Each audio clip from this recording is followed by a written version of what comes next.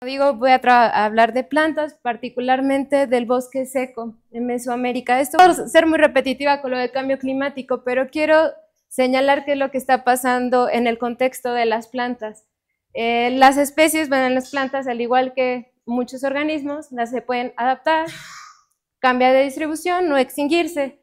¿Qué se ha hecho en cuanto a la adaptación? Hay muchos experimentos de sequía, se han puesto germinación bajo diferentes regímenes de precipitación y temperatura, y se ha visto que mucho de la tolerancia a la sequía define los cambios en la distribución geográfica.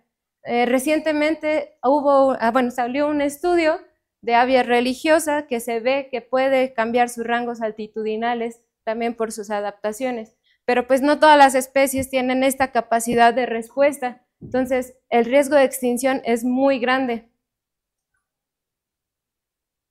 Y bueno, esto es, como ya lo han venido diciendo, es súper importante en el contexto de los bosques, bueno, de Mesoamérica como un hotspot. Precisamente el bosque seco mesoamericano, pues creo que el doctor Andrés también ya lo remarcó demasiado, la doctora Tania también, tiene alta diversidad genética, alta diversidad filogenética, pero también tiene una alta diversidad funcional y un alto número de especies.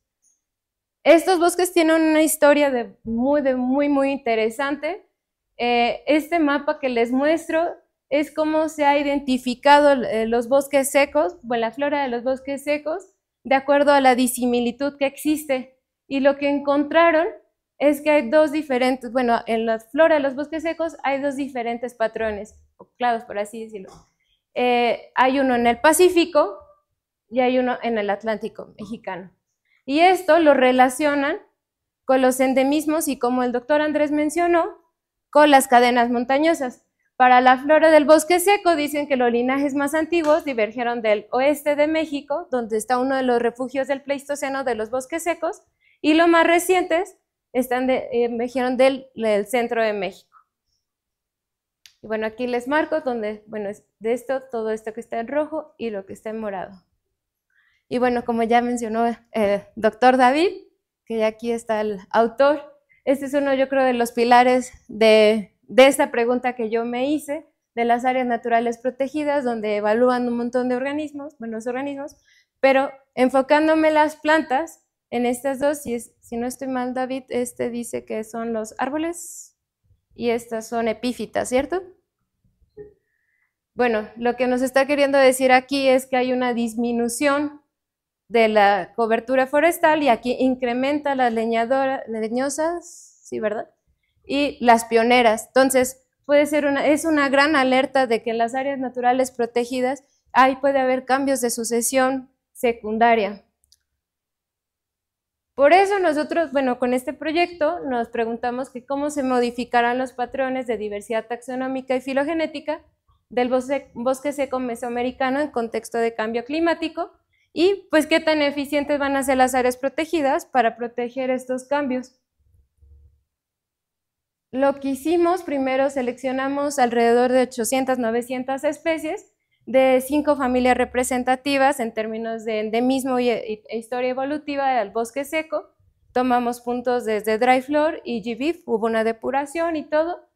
Las familias fueron las fabáceas, las cactáceas, Caparaceae, Malvaceae y Zygophyllaceae.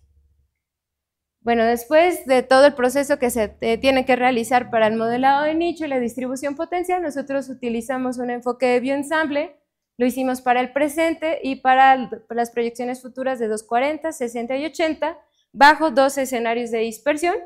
El primero lo pusimos como dispersión limitada, quiere decir que la especie podía moverse dentro de mantenerse, moverse o perder su área actual. Y en contraste tenemos un escenario de no dispersión, quiere decir que la especie solamente puede permanecer donde ya se encuentra ahora. Esto lo hicimos tomando un escenario socioeconómico intermedio y bueno, después hicimos los análisis espaciales, calculamos la diversidad taxonómica para cada escenario y la diversidad filogenética residual. Esta diversidad filogenética ya quita el efecto de la diversidad taxonómica y lo que nos quiere decir que en el eje de las Y tenemos la riqueza en la Y y en el X tenemos la diversidad filogenética. Y lo que tenemos es que todos estos puntos que están en blanco nos dicen que hay menor diversidad filogenética esperada por la riqueza, mientras que los azules nos dicen que hay mayor diversidad filogenética esperada por la riqueza.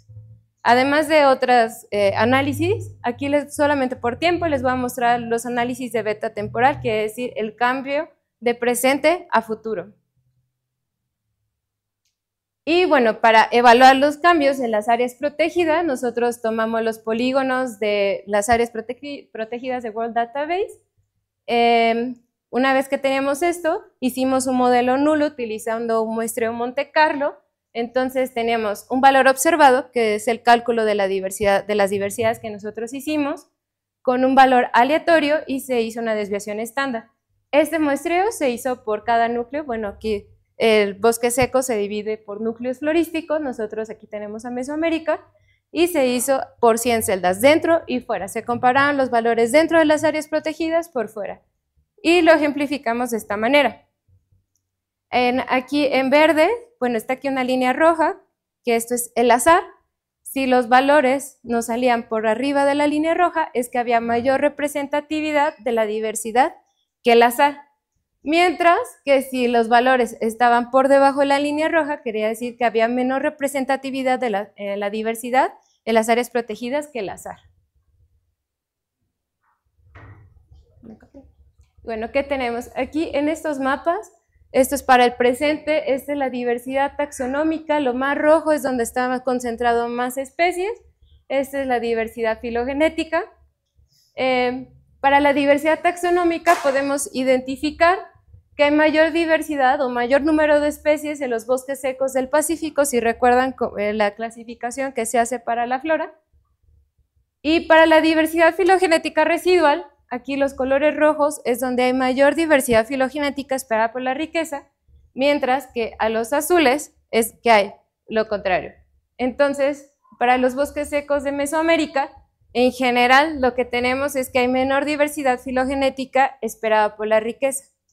Pero nosotros nos quisimos preguntar qué es lo cómo se verían estos patrones juntos. Entonces los escalamos y los pusimos en un mapa bivariado y se ve de esta manera. Entonces los valores azules quiere decir los sitios donde hay mayor diversidad filogenética, amarillos donde hay mayor diversidad taxonómica, acá es un gris que es baja, ambas diversidades son bajas, y por lo contrario lo rojo donde sean altas diversidades. De nuevo nos destaca los bosques secos del Pacífico. Y pues por ejemplo Yucatán se destaca por tener baja diversidad, aunque está tendiendo a tener alta diversidad filogenética. Bueno, tienden a ser más hacia la diversidad filogenética. Cuando quisimos ver qué es lo que estaba pasando hacia futuro, comparamos la riqueza de futuro con presente. Entonces, en el escenario de dispersión, donde decía que las especies sí pueden o tienen la capacidad de moverse, esto también depende de la capacidad de dispersión de las especies, podemos ver que hacia el norte de los bosques secos puede haber una ganancia, que acá lo rojo aquí es pérdida, lo azul es ganancia. Entonces aquí hay algunos puntos donde sí pueden ganar, hay una mayor ganancia de especies.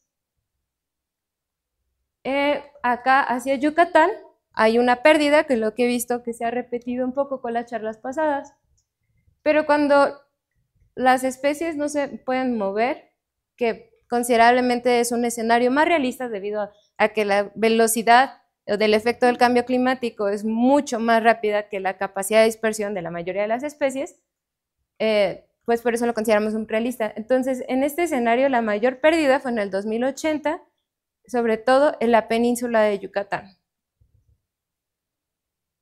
Cuando calculamos la beta temporal, tanto en dispersión limitada como o no dispersión, tuvimos el mismo patrón. En la fila superior tenemos la diversidad taxonómica, la inferior es filogenética. En ambas, la mayor diversidad, bueno, aquí en la taxonómica llega hasta 0.6, pero en general, ambas diversidades, la mayor, en general un promedio es de 0.2, quiere decir que hay una diversidad muy baja.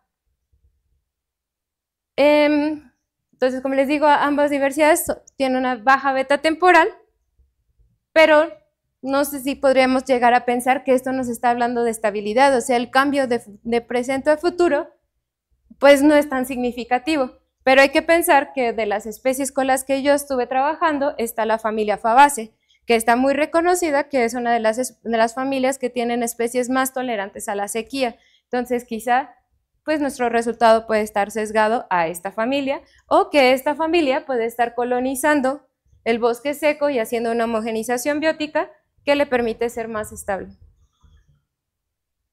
Y ya para evaluar las áreas protegidas, esto ya lo hemos realizado a nivel continental. Le quiero marcar que es de aquí el núcleo 2, 3 y 4, lo que significa Mesoamérica, son las 4 primeras barritas. Este primer panel es la diversidad taxonómica y este en rojo es la diversidad filogenética. Este es el presente, futuro para 40, 60 y 80. Y en general, no sé si se alcanza a ver hasta atrás, pero las diversidades dentro de las áreas protegidas son azarosas, o sea, la representación es azarosa en cuanto a la diversidad taxonómica.